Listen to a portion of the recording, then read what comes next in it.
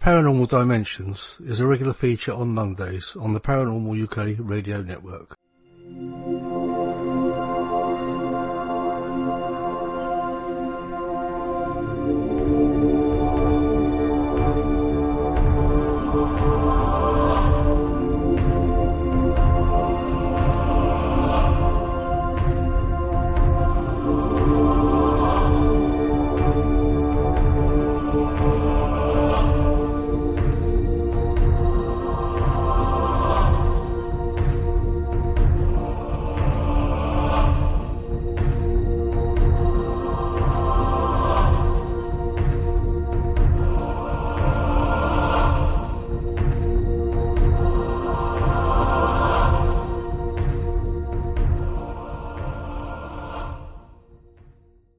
Hello, this is Nick Pope, and you're listening to the Paranormal UK radio network, the UK's biggest paranormal network.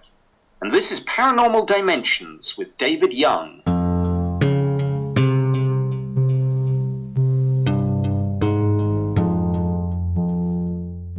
Hello, welcome to the show. Thank you for that intro, Nick. Okay, well, today's guest is Philip Kinsella, a good friend of mine, and Philip's got a new book coming out later this year. Now, Philip is the author of several UFO and spiritual books and has written countless articles surrounding UFOs, consciousness, and the afterlife. He began his investigations after an alien abduction that he experienced back in the winter of 1989 and has spent the rest of his years exploring alternate theories surrounding both UFOs and alien contact, as well as psychic phenomena. His new book, due out later this year, is called You, the Public Deceived, the Grand Ufo Deception. Now, on the back of the book, it says, "You have been lied to. UFOs are real and not some figment of the public's imagination, which we have been led to believe. This deception has gone on for far too long, and it's time we, the public deceived, fight back." Philip Kinsella brings together several theoretical applications concerning what the UFO phenomenon may represent, exploring his own alien abduction, which occurred in the winter of 1989, and examining both old and new cases alike. He draws upon several conclusions as to what we may be up against. He informs us that we are dealing with something which appears to operate on a higher level of conscious awareness, and that a certain species known as the Greys has given us a variety of clues as to what they are, along with their modus operandi. He also informs us that the media machine has deliberately orchestrated this covering up to dumb down the masses in an effort to falsify the UFO phenomenon. Our human history, genesis and sole purpose as humans has been deliberately tampered with by nameless, faceless bureaucrats whose time is running out. We, the public, have a right to the truth. The evidence presented within this book clearly demonstrates that the phenomenon at hand is more complex than we first imagined. Therefore, a new perspective within our awareness might answer some truly extraordinary claims. We are not alone, never have been. The war for truth is as strong now as it has ever been before, and Philip believes that the Greys offer us clues as to not only their reality, but ours also. So, let me welcome to the show, Philip Kinsella. Hello, welcome to the show, Philip Kinsella. Hello, David. How Hello. are you? Welcome to be back on your show again. Thank you so much. It's fantastic to have you on, Philip, and thank you so much for finding the time to come on in these troubled times and all being stuck at home. And but I know you're very busy anyway. With I think you're writing another couple of books when you've just got this other one coming out. Yes. I'm currently working on Guardians of the Dead. And this is a project that I had outlined previous to You, the Public Deceived, the Grand Ufo Deception.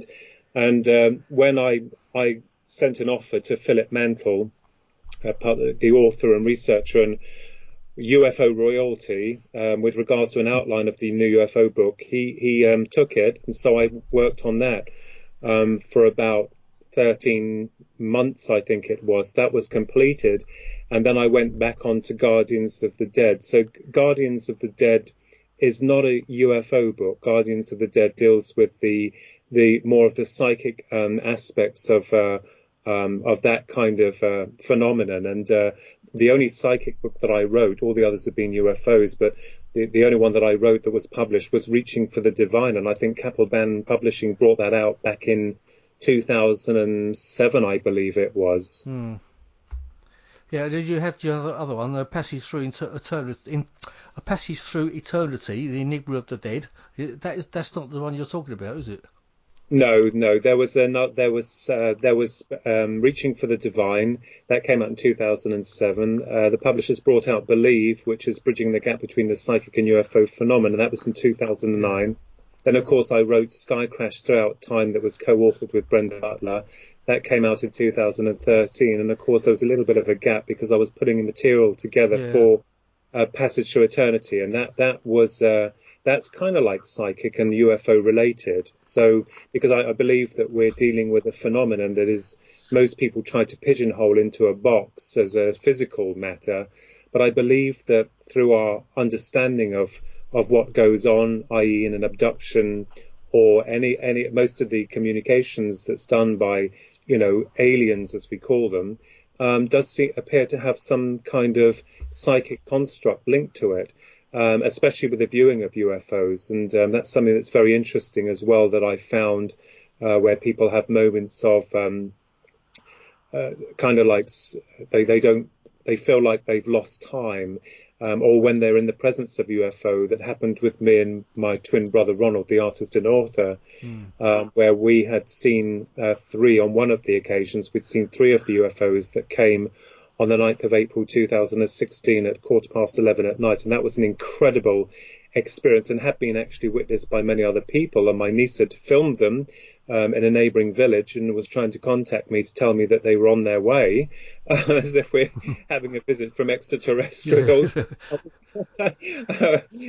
close and personal. But it literally was up close and personal when the three crafts had remained stationary over our house here in Kempston, Bedfordshire, and that was an incredible moment, and that also denoted a time of high strangeness, where when my brother and I were viewing the objects from outside the car, when we'd exited the car because we'd come back from some friends, very clear night, very cold night, but these objects were huge. I mean, they were literally massive, and three circular lights in a triangular formation. And there was no one around. There was no sound. Ronnie said it sounded like, when it's just snowed and then you get that feeling of like quietness. Yes, yeah. It's the feeling that was present. We didn't lose any time. We checked our watches, but that definitely does occur. Because when you've had an experience of that kind, then you understand what people are trying to explain, as if these objects or these crafts are able to distort the very reality around you. And that's why in some instances you can have two people and one person won't see them and the other one will. Yeah, this is what, because we were at your house, weren't we, last year? That's in the summer. It was lovely sitting at the back, and you were describing these ships coming over. And yeah, it's hard to actually imagine that you're the only ones that can see these things when you're sort of sitting in your garden, and it's very hard, I think, for people to imagine that or envision it, isn't it, Philip? Yeah, well, thank God that my niece Charlie, I mean, she deals with all of my functions and everything. She actually filmed them on her mobile phone when they had been on their way. Now, what was interesting was that Jason Gleaves, the author and UFO investigator, he does a lot of, as you know, analysis of UFOs. As soon as these images came to light, because my niece had them, she showed me them, she stored them on her computer, then she couldn't find them. And when a few years later, she did find them, and of course, like us, and you and many other good people were very honest, I sent them immediately online to show people, and Jason Gleaves then took the images, and thank goodness he did, and analysed them, and they are of what we would call unknown objects. But what people have to realise is that the objects that do appear in the new book, You the Public Deceive, there are images of them in there. They were the images that was taken by my niece. Now, when they had presented themselves to my brother and myself, they were extremely large and low. And I had my mobile phone in my man bag at the time. And when my brother and I had exited the car, and this was round about 11:15 at night, my man bag started to buzz. So I had a choice. Do I take the phone out of the bag, set it up to take pictures, or do I watch what's happening above me? I chose to watch what was above me because I thought if I take my eyes off those objects, they might disappear. And this is a normal trait with people that say, oh, let me go and grab a pair of binoculars or a camera, and then they go. And this is the argument. Most people say, well, why didn't you take a film of it? Well, when you're in that situation, David, when you are in that, when that's occurring, your mind is so shocked. You know, people expect afterwards to say you should have done this and you should have done that. But in that moment, you're so shocked and awed by what you're looking at, and sometimes a little bit frightened, that you daren't move. This is what makes me laugh about people saying, well, you didn't get a film of it. Well, maybe no, that wasn't meant to be. So I'm not really interested whether people believe or not. It's a personal experience. Well, the thing is, I know you, and I know that you're not the type of person to make something like that up. You know? God. And I know Ronnie too, and he's not the type of person to make that up. You know, you're just not that type of person. You know, no. And I think you can tell that with certain people, can't you? That once you know them, you know that they're just not that type of person. Yeah, I mean, we could have both, dramatized it and said we were taking up an exam, and nothing of that the like happened. Not that you know of, anyway. Yeah, it was just very bizarre, and I think I did question myself and say, why does this keep happening for my brother and I? Why do we keep seeing them? Every 3 or 4 years or so? Why does this keep happening? And it's very frustrating because it's like trying to chase shadows. Us researchers like yourself and many other good folk who see these things and have these experiences, you're still left scratching your head because nothing's really revealed to you. It's all very symbolic, and through the visual observation of these apparent objects. I had one person coming forward who said, what you were seeing was stars. And I laughed and thought, if you had been there, mate, you would have seen that these objects were not stars. Yeah. And I think I'm above board not to go around chasing stars, for goodness sake. And I did have a chap come and see me for a reading soon after the event. And when I'd finished the reading with him, he proceeded to pull out a photograph from an envelope. And he said, I want you to have this. And these were the same objects that had been photographed on the same night, but from another angle and a much higher perspective that he had taken of these objects. And but this experience that happened on the 9th of April 2016 did not make the news. It didn't make the radio. There were quite a number of witnesses to it. And the next day, after the initial event, on the 10th of April, we had a helicopter come over our house, very, very low. And when my brother and I had gone out into the garden, we could see the pilots. It was that low. And they'd positioned the helicopter so that we could see the pilots as it circled around the house 3 times, making an enormous racket before it went off. And there's no conspiracy there. But what I think may have happened is that if there are certain authorities that knew that these objects had been seen, and it's very strange that the helicopter had come to our location right over our house, that, people get confused with dates sometimes. My brother and I don't now. But take Roswell, for instance. They're not sure whether or not it crashed on the 4th, 5th, 6th or 7th of July in 1947. Yeah, I hadn't realised that there was that confusion. I sort of noticed that earlier, yeah. There again, you see, in years to come, people will say, oh, do you remember those objects we saw? And someone will say, oh, you mean the helicopter? Oh, that was it, yeah. So, you see, I think there's this... without using the word conspiracy, I think that there are other forces who are aware of what's going on, but they themselves are being told by someone to go and do this, but they don't know why they're doing it. They've just been told to go and do it. So it's very bizarre, but that's one of the incidents that I wanted to report and record within the new UFO book, You the Public Deceived, that's due out later this year, I believe. Yeah, so I think you said about October, didn't you? I think it's around about August, September, October. I'm not. Philip Mental has to decide when it's released. It's all ready to go on Kindle and paperback, But of course, because of the tragic events that's been occurring at the moment, they've had to hold back like many other people because, not only the essentials are selling at the moment. Yeah, So, yeah. yeah. It's I know the book's full of Ronald's lovely artwork, isn't it? He's got some amazing pictures that he does, and Yeah. we've got to give him credit for that.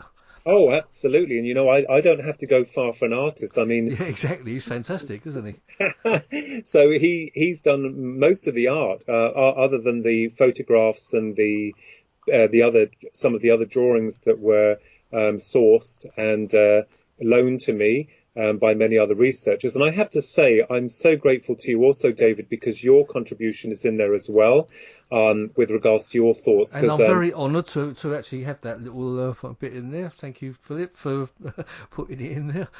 Oh, that's fine. But, I wanted to write this book, You, the Public Deceived, the Grand Ufo Deception, and not in, most people will think, oh, it's a book that debunks UFOs. In fact, it's the opposite. And although my name, Philip K., is very near to the debunker, Philip Klass, I am no way associated with him. I know he wrote a book called The Public Deceived, but I didn't even realize that when I wrote the book. But literally, a lot of researchers, yourself, Philip Mantle, Chris Evers, Sasha Christie, there's Kathleen Marden. She's been an incredible help to my brother and myself, and also Terry Lovelace, Earl Anderson. Now, I won't give too much away, but there's a very incredible story in there about Earl Anderson, and also the links with his mother, who was connected with Howard Hughes, the billionaire, and so it was. I wanted to bring together, and also the Pascagoula UFO account. Yes. Philip Mantle was very instrumental in helping me with all of this. So Philip Mantle's been has always been a great inspiration to me. And I was reading his book when I was younger, so I never would have believed that all these years later that, that we would connect in this way, and my brother. And the art as well. I mean, sometimes there is something that's occurred or an event within ufology and you've got no way of expressing it. So I just say to Ronnie, Ronnie, can you cook me up something for your art? Not a sausage pie or something. Of course, so it's really handy to have another part of myself, my twin. And he's got a book coming out later this year, which is deals with the digital demon. It's called The Digital Demon. It's semi-autobiographical, so people will be able to find out about what life was like for me and my twin in our early years. Quite funny and fascinating, but also a little bit tragic. But, and that leads up... As I say, I'll sorry to interrupt, he will be on the show later on this year as well, Ronald. Yeah, well, I'll let him talk about that. But certainly the book, You, the Public Deceived, the Grand Ufo Deception, I wanted to illustrate to the general public, the good public, that we are being deceived. And what's really annoying on a personal level is that when you've had an interaction with these crafts, it's all very well to write someone off as a nut or don't talk about it or you saw this. But when you've actually had the experience and then you find that many other fine people have also, credible fine people have also had their experiences, my argument was, why are we being lied to? Why is the system we serve so against the idea of UFO research? And this is one of the reasons why I wanted to write the book, because there's got to be a reason why. And this is why I wanted to write You, the Public Deceived. Right. And I think my little insert in the book was, I think it began at Roswell, didn't it, for the grand cover-up? Oh, yes, absolutely. And also the birth of conspiracy theory, because I believe that what happened was that when this unknown object had crashed, my brother and I argue, in a very constructive way. We're not arguing like as in a normal argument. We bash ideas around. But one of the things that we've both suggested is that, if the military, Roswell Army Air Base and the military at that time had known that this was a mogul weather balloon, an experimental one, why the heck weren't they tracking it? Yeah. I mean, if you had a top secret device that you were going to go out and allow to see how it worked, you would, if it was that top secret, be analysing and watching it. Sure. And the army didn't know anything about this until Mac Hazel found shards to pieces of it, which had obviously impacted the Earth before it crashed further away. And also, if it's that top secret, and this is the thing that really makes me laugh, they had a picture of Major Jesse Marcel when he'd actually been involved with the case to show the newspapers this apparent mogul weather balloon. And while they took that picture of him with all the very famous picture of him kneeling with all the shards of bits of, material, that is top secret, and you're photographing for other people to see. So although it's rubble and rubbish, if something's top secret, you wouldn't reveal it to the world. So we know at that point there was a conspiracy of silence. But what we wanted to find out was why there was a conspiracy, because at that point in time, there was every opportunity to announce to the world that there are such things as extraterrestrials. Yeah. Well, they did actually, didn't they? There was a news report that came out the day before, and then the day after, it was just shut. Everything was shut down on it. This is the argument, one of the arguments in the book as well. Only one of the small arguments. If the army were that stupid, and I'm sorry to say this, to mistake the object for a weather balloon as opposed to a flying disc, then they ought to have gone to Specsavers, because we're dealing with American men who, as trained soldiers, they are trained in observation. They know what they're looking at. They know what's right, what's wrong. Well, in fact, it was an atomic base, wasn't it? Well, so this was the inception of so-called conspiracy. And as you and I know, David, the word conspiracy theory is a psychological weapon used to turn the finger of doubt upon the inquiring mind. Yeah. And it's worked brilliantly for much of the things that go on in the world, not just ufology or anything like that, but many things where they say, he's a conspiracy theorist, and just immediately makes you sound like a nutcase. Yeah, exactly. You've got it. And of course, or psychology. It's a kind word of saying, that person is stupid, or they believe in all sorts of rubbish. So basically, they've created a word which is skirts around the borders with regards to madness or obsession, basically. Definitely. I mean, the thing was, they were as surprised as anybody when he turned up into town with this piece of craft that crashed, didn't he?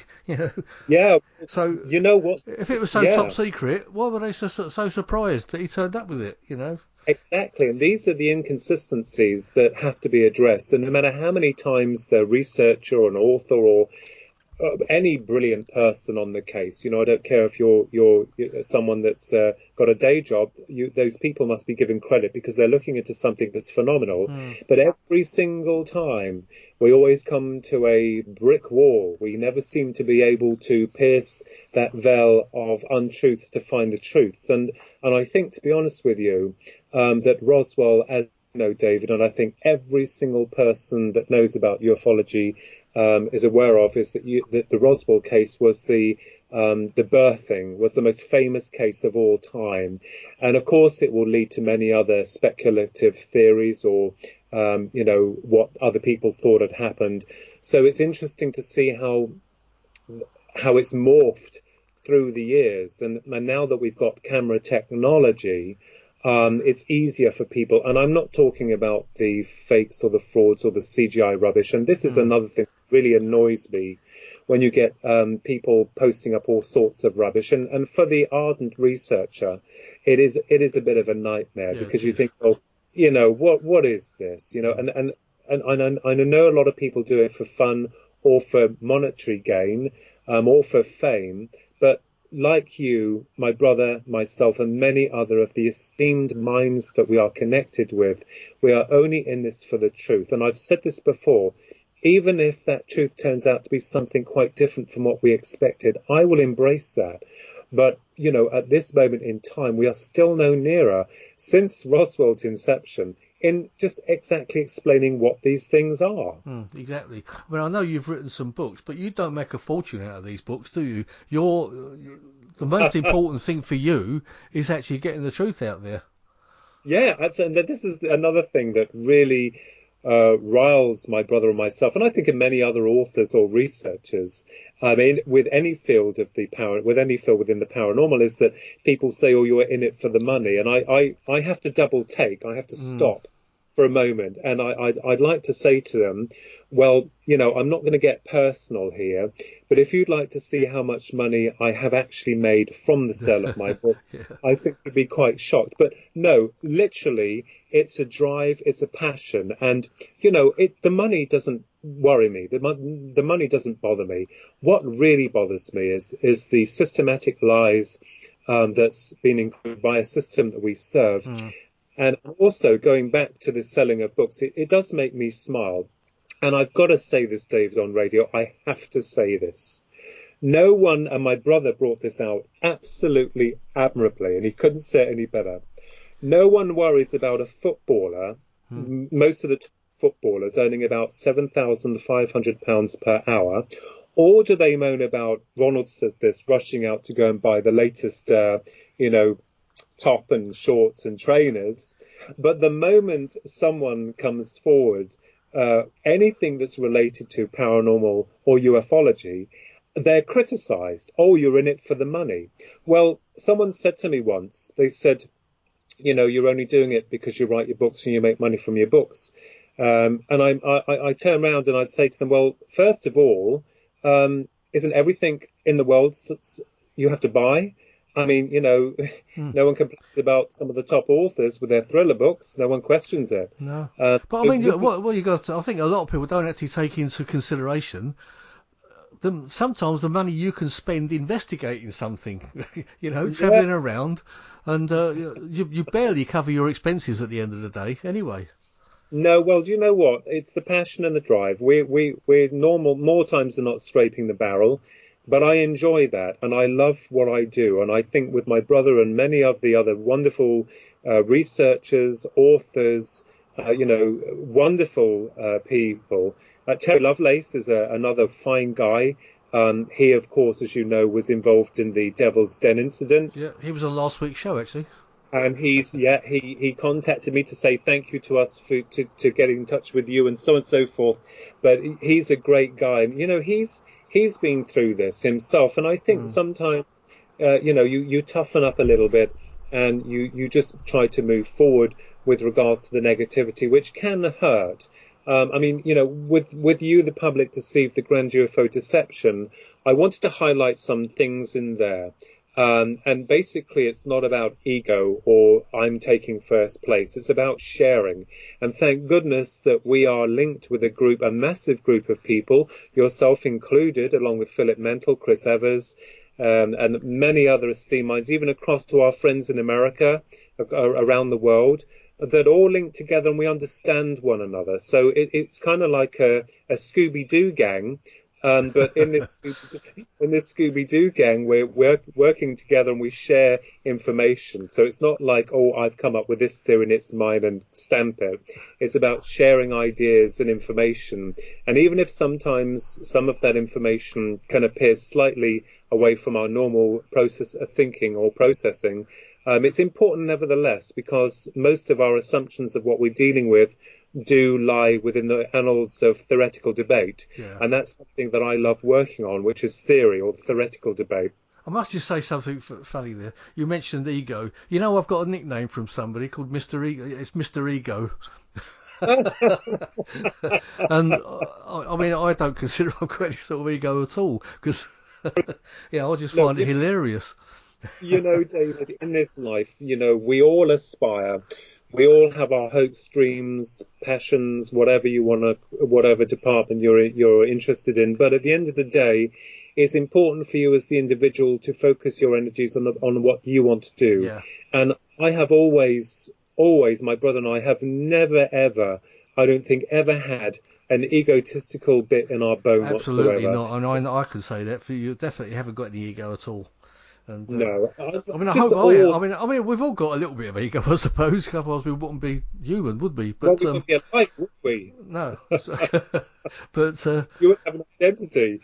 So, one of the things that I love is that my brother and I are very awed and very honoured to be involved in, as I said before, prestigious minds within this phenomenon. And that is something that really warms my heart more than anything.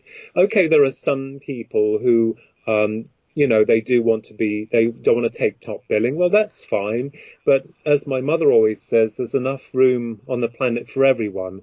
Even for extraterrestrials, David. yeah, definitely. Yeah, well, I was thinking, these visits you get from these craft, you say they happen every few years. Do you think they could be linked to your abduction from a few years, from when you were younger? Well, Yeah, are they well, coming back to check up on you or something, or just keep an eye on you?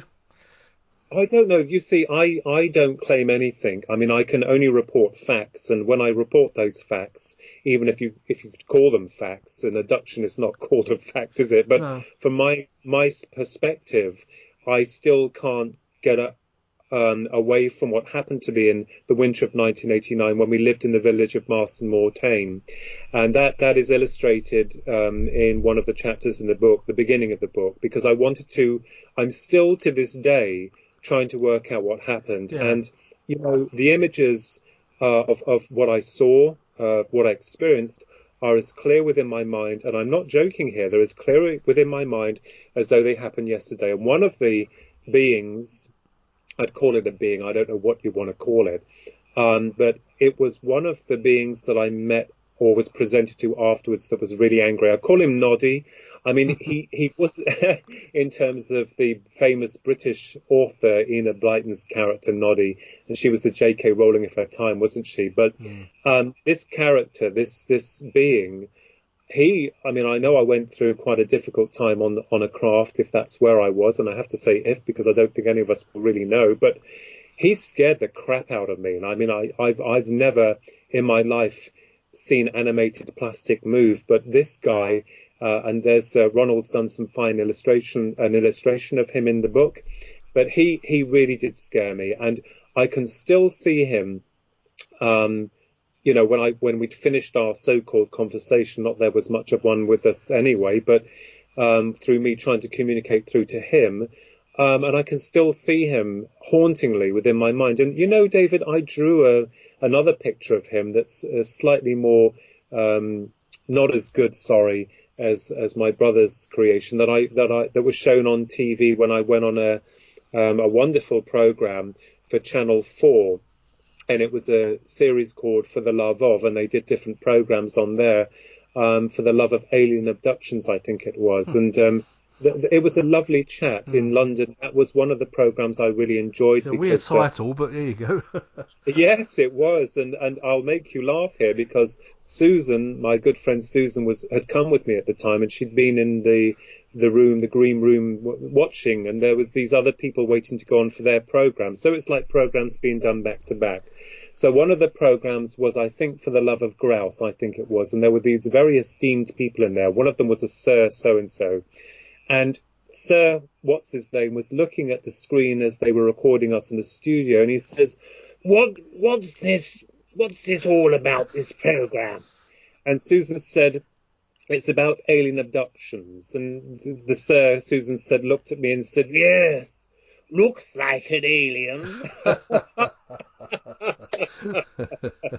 You've got to have a wicked sense of humour in this, otherwise, you just go to pot. But that about sums up the whole thing. But going back to that 1989 incident, it's interesting, David, because there were some events that happened long before that, and they had been linked to our grandmother, Kathleen King, God love her. She was psychic, and my brother and I and she had witnessed this silver orb that had come over one summer's afternoon or evening. When you're a kid, you can't record everything. I record everything now. Good Lord, I do. But it was the most bizarre thing I'd ever seen. But there were things that had happened long before that, because we used to live on the property of Bignell House, which is in Bicester. And my mother used to clean a mansion for Dr. Thomas Gregory. We were on the grounds to the mansion, so we lived in the servants' quarters. And Dr. Thomas Gregory, who was an eye surgeon, a brilliant eye surgeon, had lived in the mansion with his wife, and they used to have these amazing parties with a lot of, very famous people come and see them. But the actual grounds to that place, I remembered, and was very strange, in that I'd had a few experiences there. As a kid, you tried to formulate or put them together, but you can't quite do it. But that property was created by the ascendants of Sir Francis Drake, and it was an enormous place. So, I don't know. I have no idea if they're coming up to check up on us. I think they do that with a lot of what they call abductees. I can only state that I had one abduction, and that was the one in 1989, and people have said, oh, you must have had more. Well, there could have been one more, but as far as my memory is concerned, that is the only main one. And I didn't even realize, David, at that time in 1989, what it was called when it happened. I had no idea that they now call them abductions. Yeah, so I mean, when you were a child, you didn't really have any interest in UFOs, did you? Or was it No, you were sort of brought up with probably science fiction and things like Star Trek, etc.? Yeah, and that's the thing that goes against you, because you're interested in science fiction, or my brother and I have written children's books, children's novels as well. That goes against you because some of the mainstream media, and there are some reports that were in the newspapers that I had included in the book, and I thought, well, maybe I'll put them in a future book, where we'd seen UFOs before and they've been reported in the press, pictures of us and some other witnesses. Nothing really fantastic to write home about. Not like the ones that were to happen later. But I really, you kind of like, the press were always derogative. So when they mentioned about anything that had happened to us, they would say, but, they write children's books and are interested in science fiction. So I knew how the media kind of like took a slant towards this. And Philip Mental said something to Ronnie in his interview that he had with him just recently that made absolute sense. Philip Mental said, because sometimes the press used to ask you, oh, did you have a drink? But Philip Mental said, no, we hadn't. But Philip Mental said he's never known of one person who was drunk to have seen a UFO. Yeah, that's the usual thing, isn't it? Yeah, and even if you are drunk, more times than not, although you're a little bit all over the place, you're not delusional. So you're, in fact, more times than not, what you get that little bit of being cold, and you become more superhuman, as it were. So, I understood that a lot of what the press was writing was the usual rubbish, and how TV worked. And that was another aspect that I wanted to take within my book, to show that there is a systematic cover-up of monumental proportions about the UFO phenomenon. And this is something that we need to explore. Are the aliens checking up on me? I have no idea, David. All I can tell you is that many years later, after the initial 1989 so-called abduction, and I call it so-called abduction because I don't think we really know what to call it, how to term it. Was it a physical or was it kind of a mental abduction? You still don't know where to pigeonhole that, I presume. Yeah, that's right. This is my argument. This is the theoretical work that I've been involved in for many, many years. But I had some physical marks that were left after the 1989 abduction, which were recorded straight afterwards. And they were the 3 triangular marks on the back of my right ear that have gone, the 3 marks on my right arm that are still there. And I couldn't walk very well for obvious reasons. And also I started to suffer intense nosebleeds to the right nostril, which was becoming an embarrassment. Now, what happened was that I'd had problems with my right ear for many, many years. Like when I'm taking a shower, it felt like water was being logged in there. Or if I laid down at night, it was almost like there was something in there. and I actually felt this, whatever it was, move. It physically moved in my right ear. On one particular occasion, I felt it move in, because I always thought it was a bit lodged in there.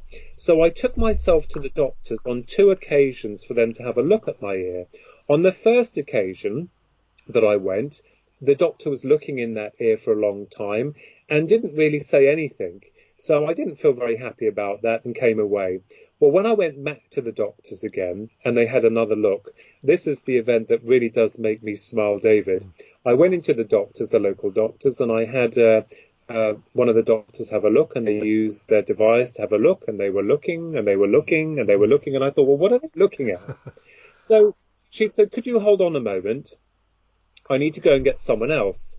At that moment, my stomach dropped, because I thought, my God, what have they found? You know, all these things go around your head. If they found something they like, the dreaded word we're not going to use here. So she got someone else, and she was having a good old poke around in there. And she was saying, she said it has a crystalline structure, and it looks like it's still healing. Well, I didn't know what on earth she was talking about. And you know the bizarre thing about this, without using the conspiracy here, because I don't think any was intended, but one of the doctors left it at that, and the other one, she sat back. She knows I'm a clairvoyant medium, but she didn't know anything about my interest in UFOs. And she sat back and she said, when I was getting ready to go, she said, have you been abducted by aliens? And I felt worse going back to the car than when I got into the doctors. Yeah. I know you told me that story a couple of times. Yeah, I mean, that actually does point to a physical evidence type of thing, doesn't it? But I'm wondering if there are times when they can actually... There's like a mental kind of abduction, if you see what I mean. It's which is a separate thing. Yes, well, if you take the human, I mean, let's take away all of the normal views of what we represent. My idea is that we are part physical, we're part spiritual, and with using that word very, very lightly, because as soon as you use the word spiritual, people always think that you're wearing a robe and sandals and sitting under a tree somewhere. But there is a part of us which is a soul, and that is the real essence of what we represent on a humane level, as you would call it. So I believe that, that the Greys, because most of my research is linked to the Greys, because they're the ones that I feel that I had connected with through the abduction in 1989. I was wondering, how on earth are they able to abduct someone? Because you hear these stories about them coming through walls, or you going through walls and doors. And I actually went through the doors to my house when the initial abduction was taking place, when it happened. And one of the things that the theme throughout the abduction, when they'd finished the grueling experimentation or whatever they were doing that I won't go into here, but when they'd finished doing that, when I got to Noddy, it'll all be explained in the book, and it's explained. When I got to him, I was really angry. He was angry with me, and I was really angry with him. Like, he's standing there looking at me really angry, and I thought I wanted to punch this thing, and I couldn't move. But I was saying, well, how on earth am I able to get through locked and bolted doors? How am I able to do that? I put this question to him because it's the only sane, rational thing that I could hold on to, because I knew that the whole thing was real. It was really happening. And I thought if he could give it to me, I could tell the world. Well, he didn't. And I had to work it out years later. But what I think is happening, David, is that in some instances, I believe that the Greys are actually extracting the real you from your physical body. And I believe that they're bringing that into their vibrational frequency. Let's take near-death experience, for an example. Someone that dies, their brain dies, and they cross over. We've heard of these stories of an NDE, and they express or explain that they're in a real world, that they interact with their loved ones who have died. Communication is done through telepathy, and then they come back, and it changes them in a good way most of the times. When someone has an abduction, the process that's been instigated with regards to that, seizing of you is done in almost the same way as an NDE, but on a negative level more times than not. So I kind of thought, well, hang on a minute. What are these Greys and what are they doing? What are they about? And as I started to do a lot more research into them, I came up with a theory, or rather it was given to me in 1996. I had a moment of revelation, I suppose you would call it a download, which explained a small aspect of what the Greys were. And I was more interested in how the Greys were able to go about what they're doing and what the Greys were about. So this eventually led to me formulating a hypothesis that the Greys, most of them, can actually extract the real essence of you from your physical vehicle. They take it into their dimension of reality. And Ronnie's explained also that perhaps the reason there is timelessness is because we have been taken out of our normal processing, conscious processing of time, or this physical realm. And as the soul part of you connects with them like an NDA, you are physically interacting with you, and whatever they do to you will inevitably affect the physical body. It's no different from a healer healing someone from a distance and that body being affected through this ethereal form of healing. So this kind of like led me into more research in areas of what the Greys were, what they represented. And I came up with some disturbing theoretical ideas about what they could be. Now, I know that within ufology, you'll get some people who are dead against any other idea other than being from another planet. I don't doubt that. I'm not arguing about that. We are physical, we are non-physical. As we understand it, when we die, our soul transgresses this plane of reality and returns back to source. And I always explain to people that consciousness works like the signal to your TV set, or indeed through your mobile phone. You've got the physical apparatus and you've got the wave of information that's coming in. The physical apparatus is only a device to collect all of the information into a coherent order that we can understand. So as a physical human body, the consciousness or the soul is working through us and recording all of our experiences from birth till death. And when we die, the vehicle is no longer used, it's finished, but the soul or the consciousness of that person returns back to a source and obviously maybe downloads all of its information to the one, and it learns more about itself. But when I was drawing emphasis upon the Greys, they interested me, David. And do you want me to explain my interest in that? Absolutely, yes, please, yeah. Well, the Greys, as we understand, cannot reproduce. They appear to be clones, because they don't seem to understand anything about colour, love, taste, time, the very essence of what makes us what we are. Now, you and I and everyone on this planet, hopefully, comes through a process of birthing, the birthing cycle. So we're brought into a womb of some kind, and then we come through the channel and we grow and we live. And I believe that that is the sacred connection between the divine, because as humans, as we understand it, we can incarnate and reincarnate. Now, I'm not going to go into the process of reincarnation here because that's a really heavy subject and very debatable. But it made sense to me that as humans, it's important for us to come through the birthing cycle. The Greys could not, because if they cannot themselves reproduce, what does that make them? And the Greys come across as very prosaic in nature. They're a blank canvas. They just appear like they're just blank. And I wonder how do they come into being, do you think, though? I mean, we don't know. That's one of the things that we're still looking towards. But remember, this is just theoretical debate. And I've had people saying, "Oh, you're wrong." Well, yes, maybe I am wrong, but give me a chance to bring a piece of the puzzle together. So, with regards to the Greys, what are they interested in? They are interested in reproduction. Yes, I'm absolutely convinced they're also involved. They're interested in DNA or the parts of what make us what we are. But they're interested in reproduction. And I was quite curious about this, thinking, well, why would a species that cannot reproduce suddenly be interested in a species that can? And why are the Greys creating what we call a hybridization program, where they're creating these hybrids? Now, granted, you have to take your mind a little bit further and out of its comfort zone when you're dealing with the subject of UFOs, because most people prefer to stay within the nuts and bolts aspects of it. But we have to feel a little bit uncomfortable by stepping outside of that comfort zone in order to understand and address certain issues that we as of yet don't understand. Now, why are the Greys interested in reproduction if they themselves cannot reproduce? And this is what led me further into the research of what the Greys probably, perhaps, I'm not stating this as fact, are doing. And I think it's got something to do with the soul, and I think it's got something to do with identity and something to do with the birthing cycle. Now, I did meet the esteemed Dr.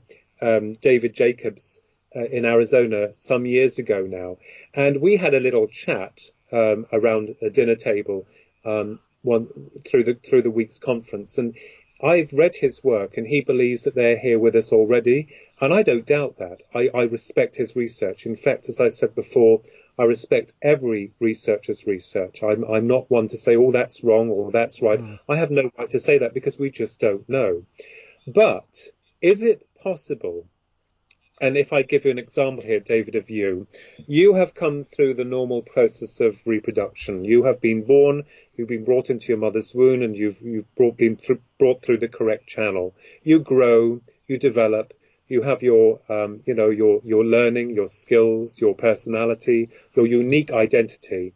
And when you die, you will take the memories, the experiences, and your identity back to the other side. But let's say I cloned you, David. Let's say I physically cloned you 100 times.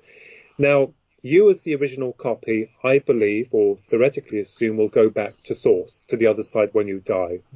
Because your clones will only have one imprint of one physical life, to my mind, determines them to be outside the field of creation, i.e. they won't be able to go back where you've gone, because they have one single imprint. Now, let's take this one step further. Let's suppose that spark or that energy of you that they have, only a tiny part of it, that small imprint, when they die, and that imprint, that very small sense of knowing, can't get back to where you're going to, what if the millions of these intelligences, as I call, with one imprint mind, have gravitated to form a one mind hive consciousness? And what do the Greys work as? One hive mind. And as that one hive mind, they are powerful enough, and they found a world to interact and integrate themselves into our realm.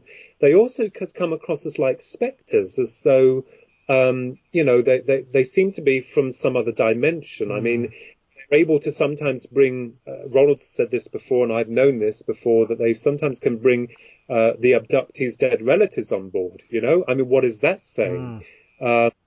And it's almost as if the Greys are not only interested within hybridization, creating a new genus, which is very weakly, very pathetic looking, really, through all the accounts that we've read, but it could be possible that one of those Greys, or millions of them, are performing this program in order to ingest a part or spark of their knowing, their one imprint, into that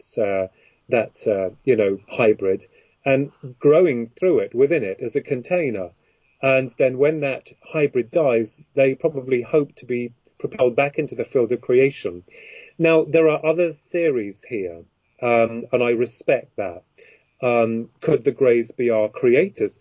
We just don't know. I mean, they could very well be our creators. They may have been responsible in some form of creation process that oversees the construction of mankind. And maybe they want to create a new genus because this one's had it. I mean, if we look at the Earth, not doing very well at the moment. So there are many theories, and I don't doubt that, like us, we are explorers, that we will go to other planets, other universes in the physical sense. But there's also another aspect to us, which unfortunately the system has tried to squash and say, no, it's not real. Clairvoyance is not real. UFOs are not real. In fact, anything that it does not go along with the official narrative is not real. But when you start having experiences, and when you start researching yourself, you begin to try to put the pieces together of this very intricate and complex puzzle. So, in a nutshell, I believe there's more to the Greys than just spacemen. I understand, and I believe also, David, that the Betty and Barney Hill case is a separate case to my theoretical work, because that actually happened to them. But Betty and Barney also revealed their experience through dream state, and that's another fascinating aspect, isn't it? Yeah, oh, definitely. I mean, there's a lot of these things you cover in the book, don't you? It's kind of a little bit of a history of ufology, isn't it? The book, in some ways. Yeah. Yeah, I wanted to draw upon some famous cases and some not so, because I believe that every case is important, whether it's famous or not. And they are legitimate cases. There is a few shady people who have passed over now back in the 50s that presented themselves to the public, and I wanted to address in a very kindly way of suddenly how these contactees suddenly appeared. But we never saw Neil Geddes Ward, the artist and author, makes me laugh when he said, "Well, we never saw the buggers. We never saw the aliens. They were talking about all these love and light beings, humanoid beings, but we never saw them. They never made an appearance." Yeah. And then all of a sudden they disappeared, and we're back where we started. And if we go back to Roswell, we know that from the Roswell crash that there were entities that were seen that had been recovered from the crash that mirror the very same entities that many people see through an abduction today. Sure. So were we hoodwinked into the belief that these contactees were brought forward to muddy the waters? We don't know. I'm sure that most of them have their eye in the old pocket and the money-making business, but you just don't know, do we? I mean, like going on from that, we ended up with the alien autopsy, didn't we? The fake alien autopsy, which you also cover in the book a little bit. Yes, absolutely. Obviously, because that is someone wanting to make money out of it. And we're not talking about Spiros here. We're talking about, because I think he was dragged into it and sort of fooled, wasn't he, into... Yes, Spiros is an amazing guy. My brother and I love him so much. He's a lovely guy. Very helpful guy. And yes, the book explains about that. And Philip Mental is as we said, he's the UFO royalty. He was involved in that in a very big way as well, with regards to the revelations of what was going on. And that was another nail in the coffin. Well, Philip was fooled as well, wasn't he? Because he wrote a book on it, thinking it was all real and everything. Yes, that's right. Well, we know that it wasn't, because I had a lot of material sent from Philip, and Spiros allowed me to use all of his material where I could for the piece in the book. But of course, that was the nail in the coffin for ardent UFO researchers, because once it was all built up and then it was all dropped, and how would that psychologically affect the people who were trying to, the true researchers saying UFOs are real, and then egg on their face when this alien autopsy turned out to be not real. Yeah. And make a lot of people look foolish and embarrassed. And even I know there was another very famous UFO researcher, an American one, who he's passed over now, sadly. Wendell Stevens, who I remembered watching on TV, was shown this image, and he believed it to be true. Yeah. And you can't knock the guy, because at that point in time there was so much hype and so much interest in it that if someone sat me in a room and told me under pressure, look at this, and I would not know what to think at that particular point in time, because you'd need time to digest and research. Yeah. So he thought it was the exact same image, didn't he? And it couldn't have been. No, that's right. And at the end of the day, that is a story, thankfully, has been brought out as a fake, because my brother and I saw that when it first came out, and I remembered watching it, and I thought, that's a load of rubbish. It looks authentic. But the only thing, and I'm an amateur, I'm afraid, when it comes to filmology, I've got no idea, or special effects, but you kind of knew when you saw it, because the procedure was quite quick. I mean, taking the lenses out of the eyes. If you had no foreknowledge of where those lenses, if those lenses had been there, how would you know they were there? Yeah. I mean, and also the one thing that it was very impressive, and I've got to tell you now, it did fool me, because there were questions. I'll admit it, I was fooled. I thought it was real. So. And Spiros created the most famous illusion of all time. The brilliant Spiros himself, hats off to him, love him. Yeah. And he was disillusioned. He didn't realise what was really going on with all of this. And he became annoyed, didn't he, with the fact that someone was making a lot of money from it. Well, absolutely. I mean, I've just only found out recently it cost him £100,000 he lost out of that. In fact, probably more than that. Yeah, so you can see that, there are certain shady characters who are in it for the money. Certainly not the type of money that you and I will probably ever see, No. David. I mean, the guy who was behind it. I mean, the actual whole autopsy thing was in it for the money. It was a music Well, it still mogul. is, actually.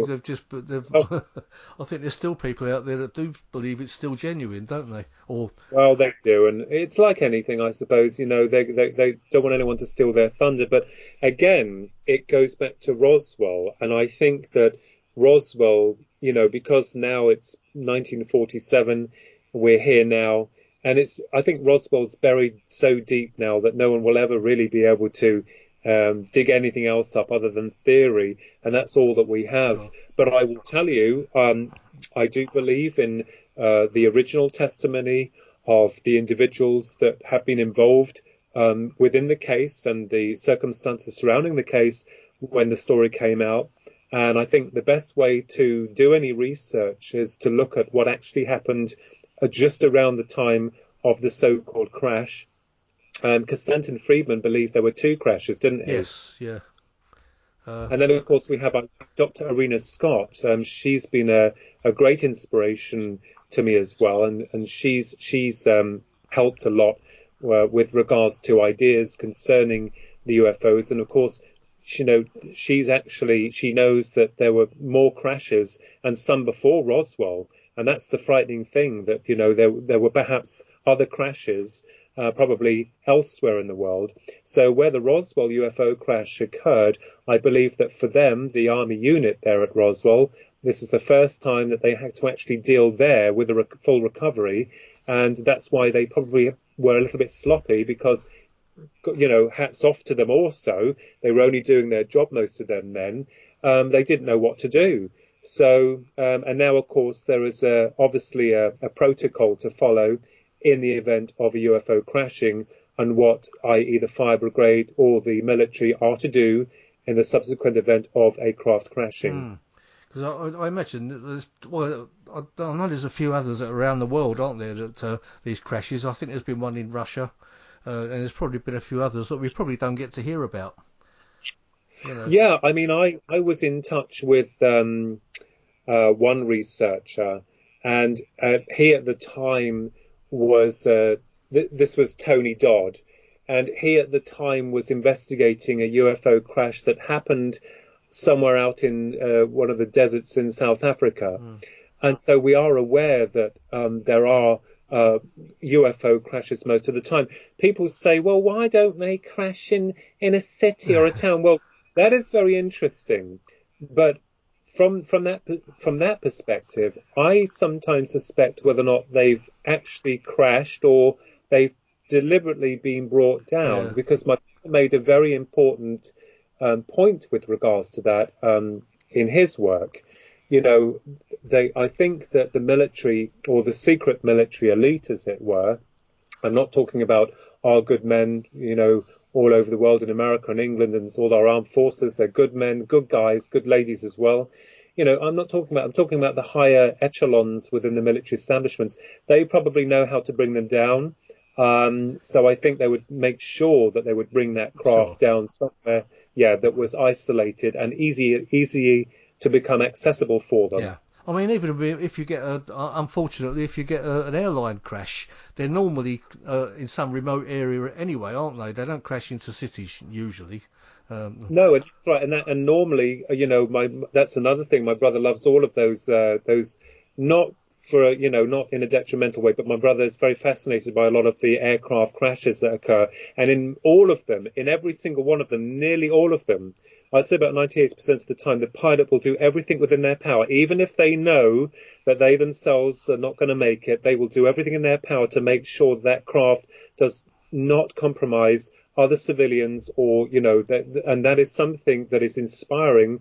So I guess in some cases, sometimes some of the UFO nauts within them will do everything they can to try and steer away from the general public, because they have the task of being ripped to pieces, or can, as Don Seidenberg told me from America, cannibalize the craft. Yeah.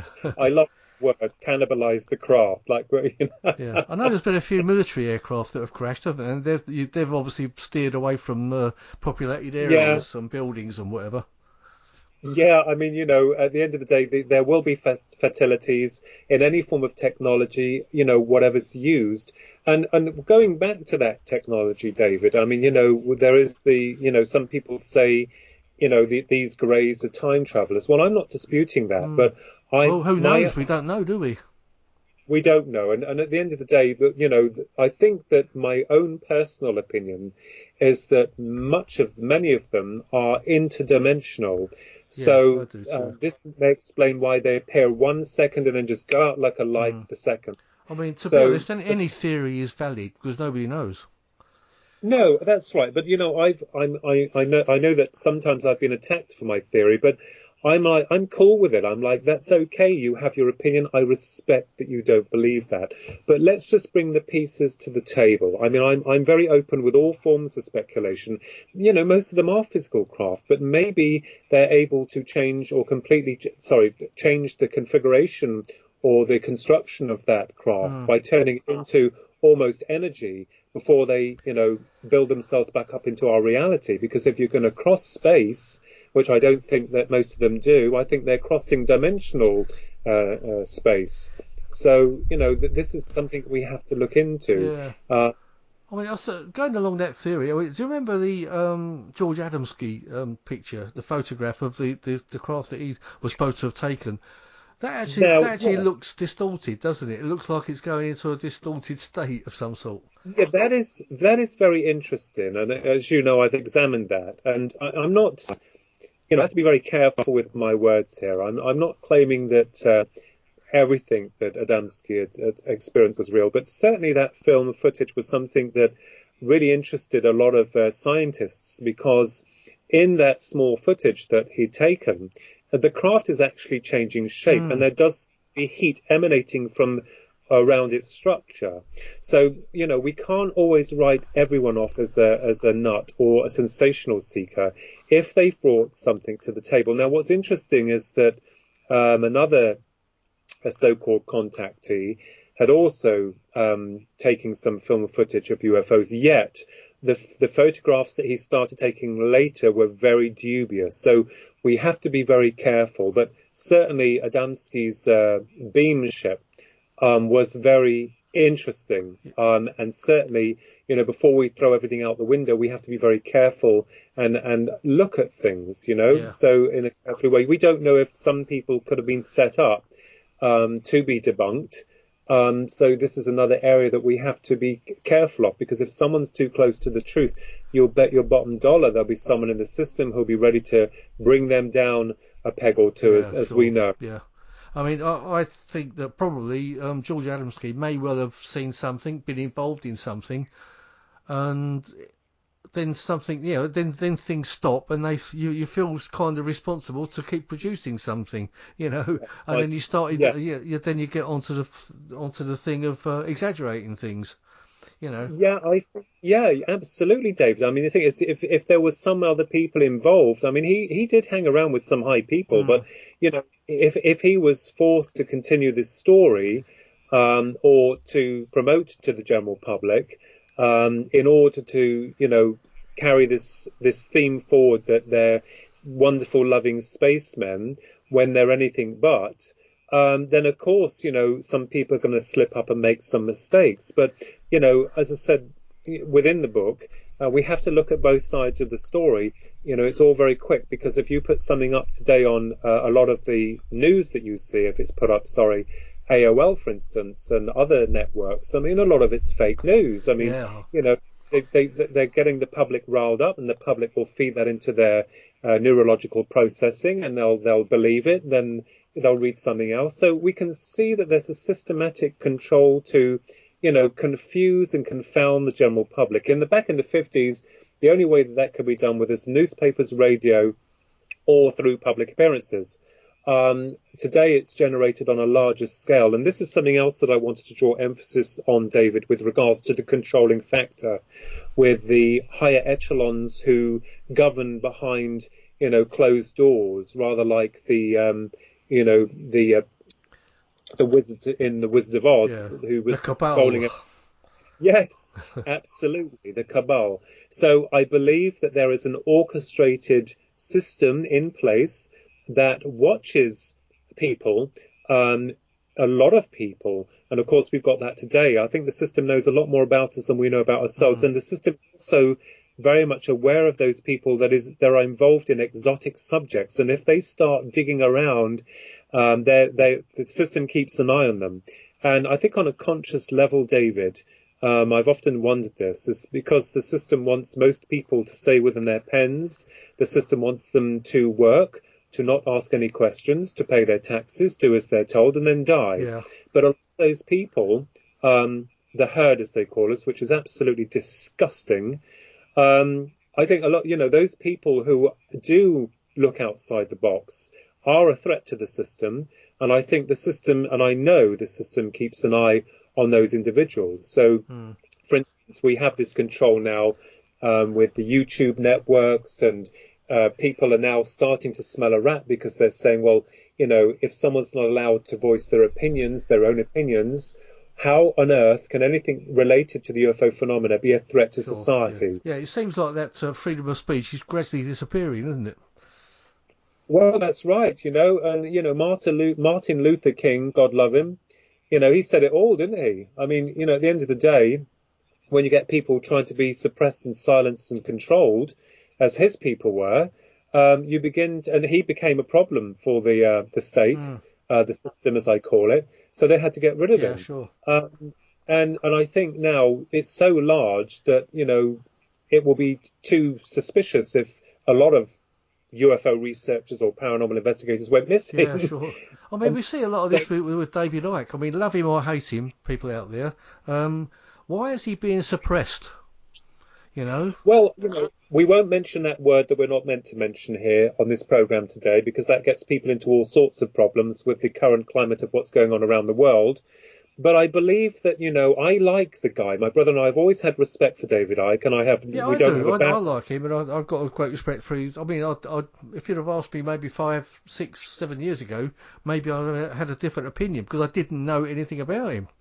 Well, he's a copy of his new book that came out, or the one before this one. He sent us, me and Ronald, is a copy of his new book, which I have here. But one of the things is that most people used to take the mickey out of David Icke. Now, the first book I read of his was called a brilliant book called The Robots' Rebellion.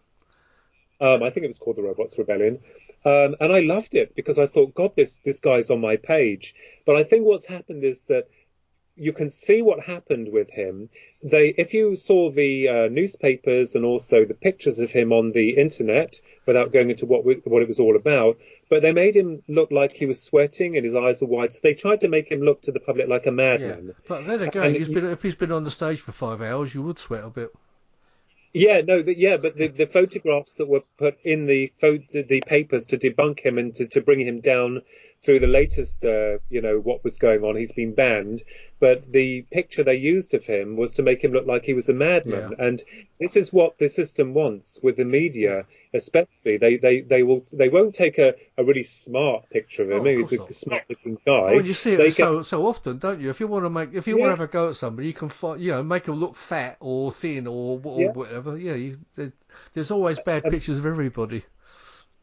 Yeah, most of the picture, but they will use, in order to get their message across to the public, to address a certain individual who has crossed the line, they will use a very bad picture or a crazy picture to say, look at this person, look how they're looking. So the whole thing is a psychological program. And, and as I said, there's no way of fighting the system. The only way that we can do that is everyone put everything down and stop what they're doing. But most people won't do that. And they will do as they're being told, as to be told. But as I said, I believe that a lot of researchers, as well as David Icke, are putting the dots together, and I think the system doesn't like it. And that is growing, isn't it? I mean, there's a lot more people waking up now. Oh, yeah. I mean, conscious rebellion. At the end of the day, I think consciousness has been suppressed for so many years and controlled, not now by Orthodox religion, which was one of the biggest factors of how that was controlled through fear and control, but now through technology. And I think most people are beginning to become consciously aware that there's something wrong, and they're starting to split away from the normal controlled processing of, you will do this, you will do that. And the system uses fear all the time. It's created this base of fear, like, this is going to happen to you, or that's going to happen to you. So do as we say, we'll look after you. But really, they're not. All they're doing is sucking us dry as slaves to the system. You get a pat on the back or a medal stuck on your chest. Job well done. Keep quiet. Carry on. But really, I think a lot of things are changing, and I think a lot of people are waking up to the fact that this is not the world that we want to be in, that, we are not free, we are slaves. Yeah. Unless, of course... I was going to say, going on the fear factor, we then end up with the reptilians, don't we? Because they seem to thrive on fear. That is a very interesting subject. And you see, with David Icke many years ago, people were laughing at him, but I don't think many of them laughing now. We are under the understanding that if we go all the way back, and this is this is another story altogether.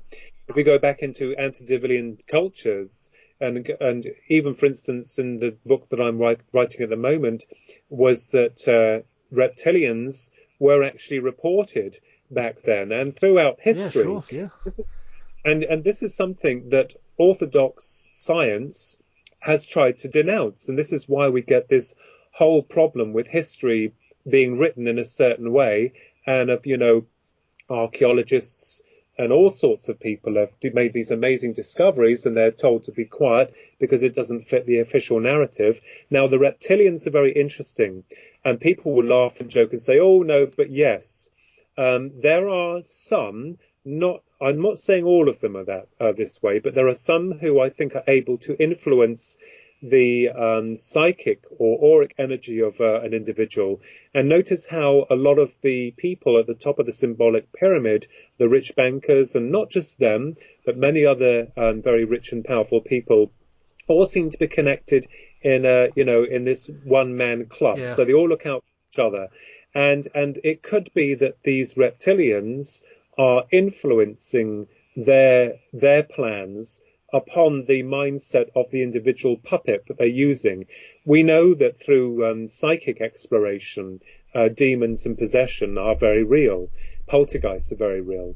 And that's an area with regards to clairvoyance that I understand. But, if you can have your mind opened, and if you start to become greedy, corrupt or controlling, you are able to allow other entities or energies into that system of yours where they they start to control or influence your thinking.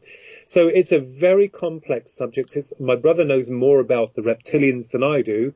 I'm more linked with the Greys. Not that I know anything about the Greys. I can only base my work on theoretical application, but certainly the reptilians are real. I had seen them on that ship, 3 of them. They didn't communicate. It was the most horrible feeling ever I'd had. And I saw another one when I was having healing, but he seemed like a nice guy. And people would laugh, and I even didn't know how to take it.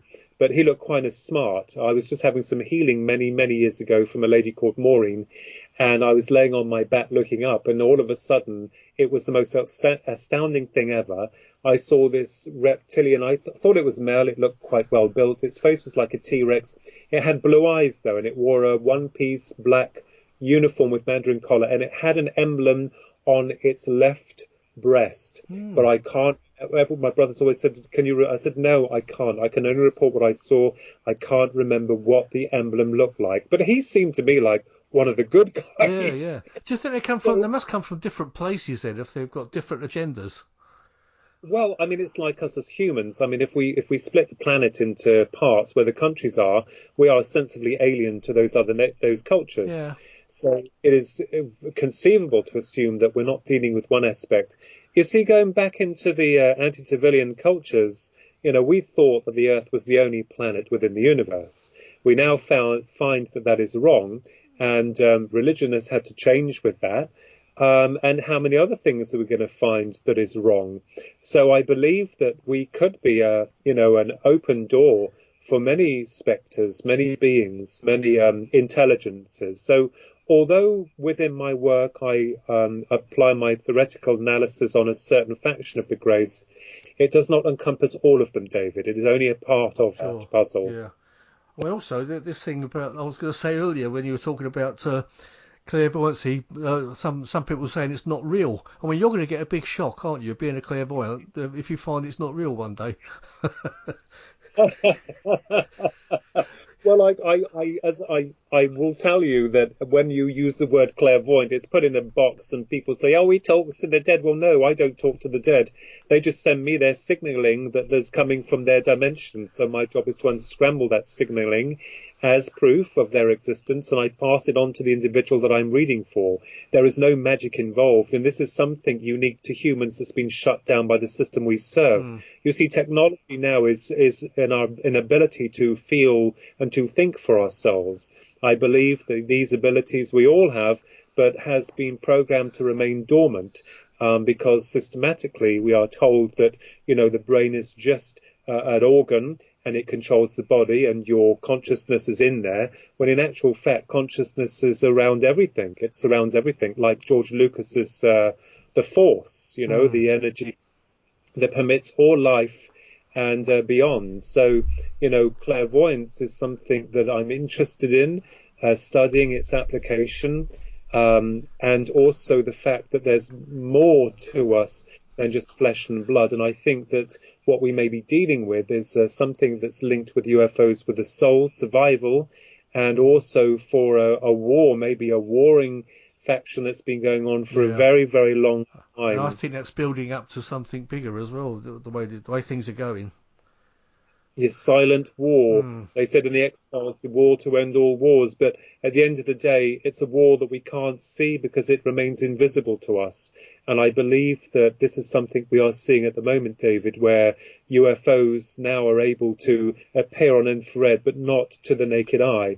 Through technology, sometimes some people take pictures of them and they turn up after the picture's been taken without the observer seeing it. Yeah, sure. So we can see that, a lot of this is making us open our eyes to a wider spectrum of theoretical debate.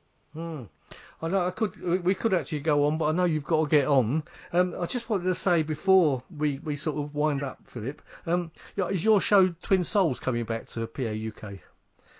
Yes, radio? It will be. Yeah, it's coming back in August. We were very unwell and we'd gone through quite a difficult time, my twin and I, and we literally it was not a nice time. So we've decided that and the channel has graciously, the lovely Irene Allen and Mark Johnson, God love him, and Stephen Scalaris, and they've allowed us to bring it back in August. And we have some guests lined up. I know Kathleen Marden is going to come back on for us for another show, and we've got some other guests lined up for the programme. So that will be coming back in August, yes. So everyone out there, Twin Souls will be back. So, yes, so that's something to look forward to.